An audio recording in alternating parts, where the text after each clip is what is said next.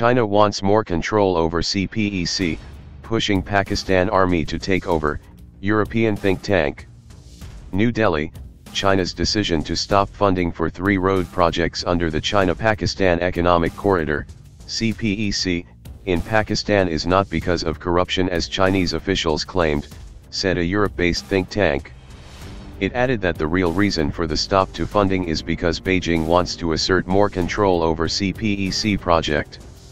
A commentary published by Amsterdam-based European Foundation for South Asian Studies, EFSAS, said China's pressure tactics are also aimed at taking the responsibilities for CPEC from the civilian government and hand it over to the Pakistan Army. And Pakistan's double snub to Chinese officials, turning down Chinese funding for the Diamerbasha Dam and refusing to allow trade in UN at Gwadar port, may have had a key role on Beijing's decision to tighten the screws on Islamabad.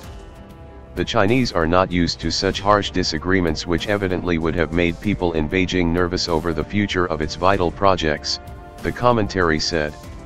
Although Pakistan badly needs Chinese money, Beijing is in no mood to let such withdrawals set a precedent. The current deferral to release funds is temporary and China's way of conveying a diplomatic, yet strong, message to the Pakistanis: we will pay, but only on our terms. The think tank also interpreted the events as Beijing's keenness to give the Pakistan Army the lead role in the CPEC projects. The involvement of the Pakistani Army would also satisfy some of the security concerns which China has, the commentary added. A closer involvement of the military on political issues would have desirable impacts for China, as the Chinese consider the Pakistan Army as the epicenter of power in Pakistan and view its involvement with this project as a guarantee of its success. The EFSAS commentary outright debunked the claim that corruption in the civilian government was the reason China stopped the funding. This argumentation is very weak, to say the least, as corruption is not a new phenomenon in Pakistani politics.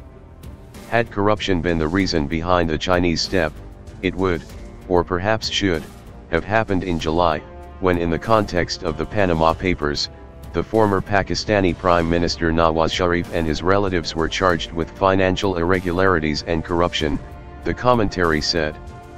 The decision to halt funding has, therefore, all the ingredients of being a temporary punitive step to affirm control over the situation, the piece concluded.